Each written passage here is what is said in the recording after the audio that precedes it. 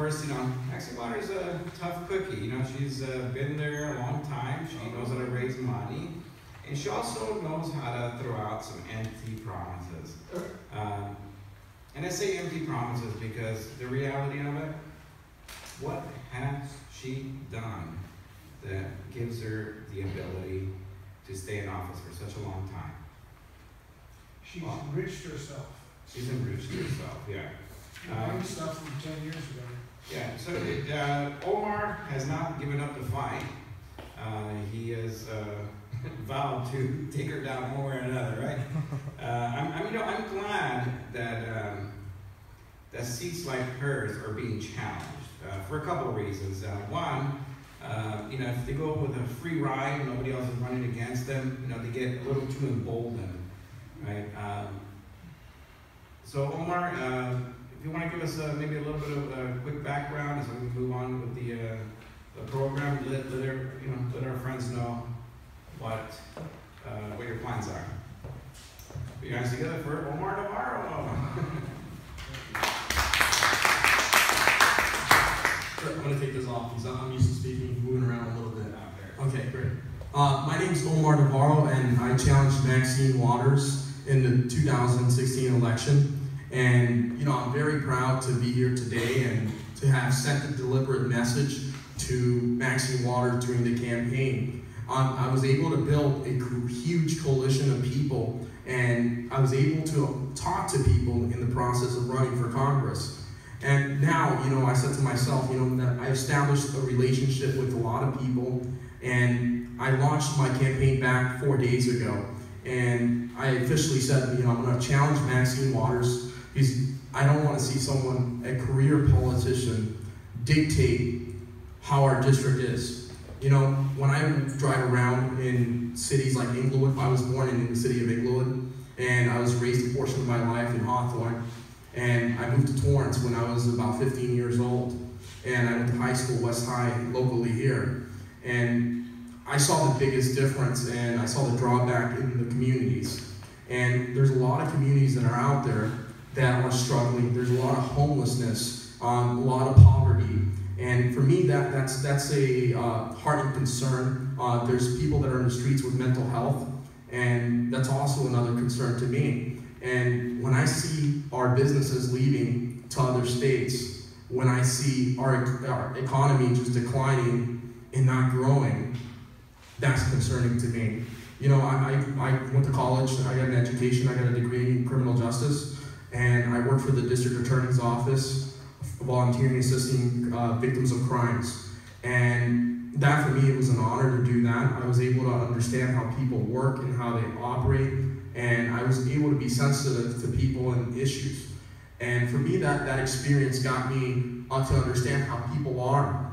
And working for the DA's office, I was able to see a great deal how the political process influences people in our communities. And I wanted to make sure that we got crime out of our communities. And when I saw poverty destroy our communities and get people in trouble, kids that are not educated, that for me was a concern. Kids go to school and they get an education, but is that a good education? Is that a good quality education? And do you ask yourself that? Are kids really learning things in school? Or are they learning just to just get by and how to use the process? Well, when I was brought up, my family was from two sides. One side came from Mexico, and the other side came from Cuba. And my family came from Cuba, had to work hard to get here legally through the legal process. Same thing with my mother's side of the family. My grandfather was apart from my grandmother for 5 years before they were able to get back together because they were working on paperwork and the whole process on how to get here legally and how to follow the rules and the legal immigration process. And it was a lot of work, but you can do it. And the message they sent me, the message they sent my sister, the message they sent my family, and is to follow the rules and to obey your country. Because every nation has laws. It's just a matter of enforcing those laws. So why shouldn't we be different from any other country?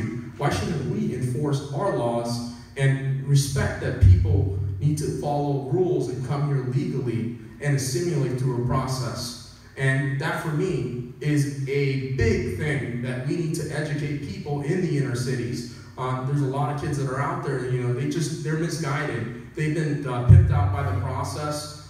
They've been sold this idea that if you take, it's a good thing. It's not a good thing. You know what's a good thing? Self-empowerment. You know what's a good thing? Getting an education, growing a business, building something. That's a good thing. Getting out of the government's hands and building something on your own. That for me, that's the inspiration that brings me into this. And I want to fight for people. I want to fight for my community. And Maxine Waters, she hasn't seen the least of me. In the past 4 days, I've raised over $1,000 online through Twitter. I have over 50,000 people on there. I have over 40,000 people on Facebook. People have been following my movement. They have been seeing my message. And it's been growing in the past 2 months. And this for me is inspiring, and I'm happy to be here today, and I'm happy to announce that I am running against Maxine Waters, and I'm not going to give up on going out there and talking to people and changing our communities, because that's what we have to do, and we can't shut up. We got to put up and shove them and push them forward, and that's what we got to do. That's what Trump did, and that's what the success that we're going to have is we got to move forward, but we got to push hard, and we got to push harder this time. If we don't push hard, they're going to take advantage of us. So we have to build and start building now and push hard so we have success. I want to thank everybody for listening to me today and what I have to say. And I really appreciate what Aurelia is doing for this club.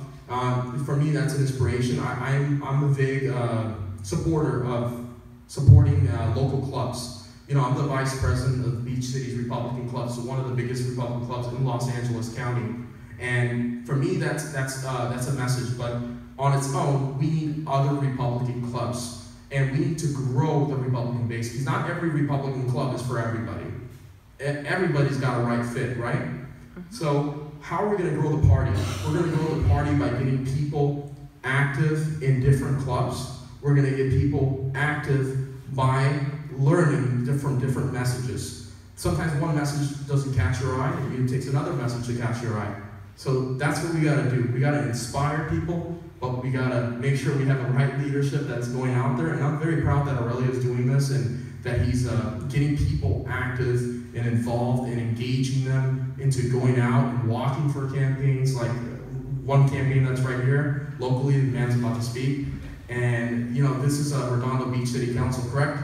Yeah. So, for me, that's a thing. We have to go out there and help them out. This election's in March, and I'm about helping and doing, and I take action. I show these videos to people. I'm not just talking about it. You can go online and view my activeness online. This is not, I'm not preaching by just talking here. I'm preaching by my examples and by leading by it.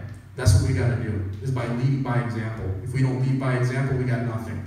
So thank you for listening to me today. My name is Omar Navarro. I'm running for Congress against Maxine Waters.